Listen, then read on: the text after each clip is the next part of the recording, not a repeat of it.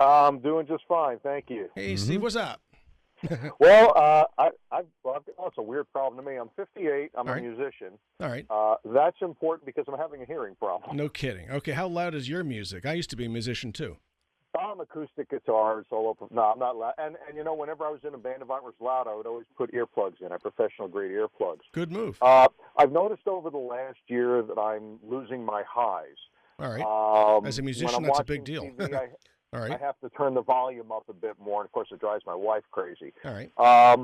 So the thing that I noticed, and I did go to a doc in a box. They looked in my ears. Nope, clean as a whistle. I've never had wax buildup problems, no allergies, no medications other than a low-dose aspirin. All right. I did notice that the earplugs that I've been using for years won't fit in my ear canal anymore. That's odd. I also noticed that if I pull on my upper outer ear like you would to insert an earplug, that I can hear some more highs. So is that just part of hearing loss? No. Or is there some kind of swelling or something physical going on? No, actually, there are a couple things that's actually very interesting. I don't know that anybody's ever presented that exactly the way that you just did it. But there are two or three. I'm special. You are special. And Steve, that's a good thing.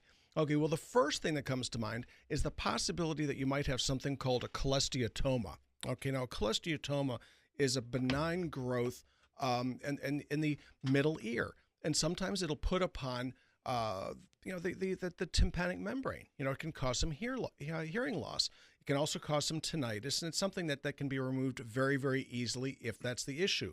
How do you find a cholesteatoma? You can actually see it, okay, by way of the otoscope. Sometimes you have to do an MR or MRI to look it up, figure it out. That's the first possibility. The second one is a little bit stranger, and I'd have to ask you a question. Do you have any ringing in your ears? No. Okay. Do your ears do you hear odd sensations when you move your jaw in certain ways?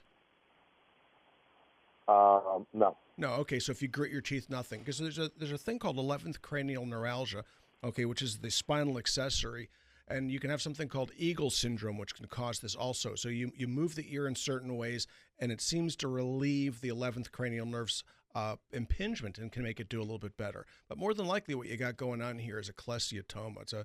It's like a no big deal.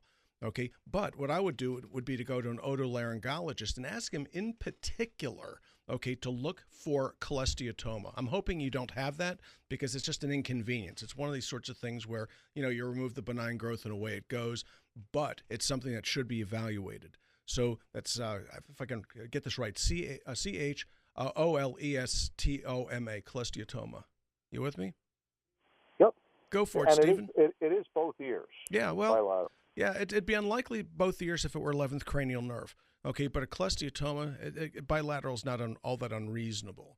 So, Steve, give that a whack. Let me know how you do.